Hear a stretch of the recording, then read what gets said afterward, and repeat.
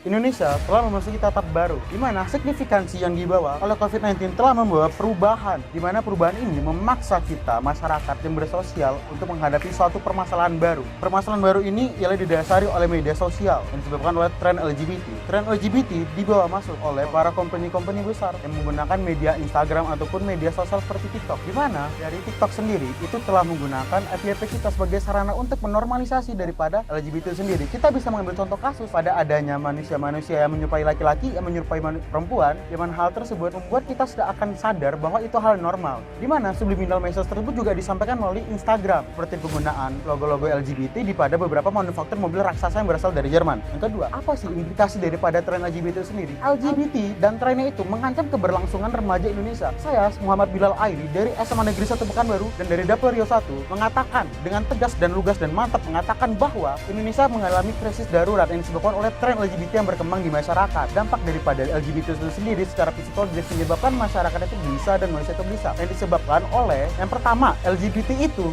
dia itu menentang norma-norma yang telah ada.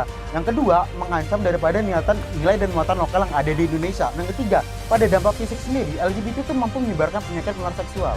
Dan permasalahan di dalam selanjutnya ialah krisis kehancuran generasi remaja kita. Oke, kita katakan itu ada pada tahap remaja. Tapi apabila itu merambah ke anak-anak, kenapa anak-anak yang saya masukkan? Karena anak-anak merupakan bagian daripada masa depan bangsa Indonesia. Dan masa depan bangsa Indonesia itu bakal dilanjutkan oleh anak-anak serta remaja. Apabila saya ditunjuk sebagai peserta Parlemen Remaja 2023, ini saya akan menimbulkan satu regulasi baru. Karena pada regulasi Indonesia itu sendiri, pasal 441 KUHP, di mana pria dewasa yang melakukan pelecehan seksual kepada anak-anak di bawah umur yang sejenis mau sengaja pun tidak sengaja itu dikenakan denda paling berat 5 tahun penjara. Hal ini jadi suatu permasalahan karena Indonesia tidak memiliki suatu institusi yang mampu melawan LGBT. Terlepas dari itu, saya jika terpilih menjadi DPR, saya akan menggunakan fungsi legislasi saya untuk membuat undang-undang untuk menjadi dasar dalil daripada adanya institusi eksekutif untuk berperang melawan daripada LGBT. Mungkin bisa menggunakan BKKBN dan programnya. Lalu yang kedua, dengan fungsi pengawasan, akan menggunakan pengawasan daripada DPR itu untuk melihat bagaimana peran LGBT dan peran institusi eksekutif yang ditunjuk untuk melawan LGBT itu ada dan telah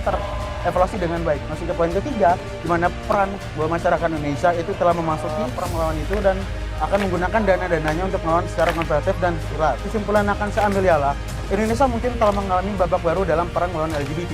Akan tetapi peran kita sebagai generasi muda dan remaja akan terus berlanjut dan menangkan daripada pertandingan ini. Saya yakin dengan adanya regulasi ini kita akan mampu mempertahankan status quo kita dan bahkan bergerak ke arah yang lebih baik. Saya Muhammad Bilal Airi sebagai Dapil Rio 1 mengucapkan terima kasih. Wassalamualaikum warahmatullahi wabarakatuh.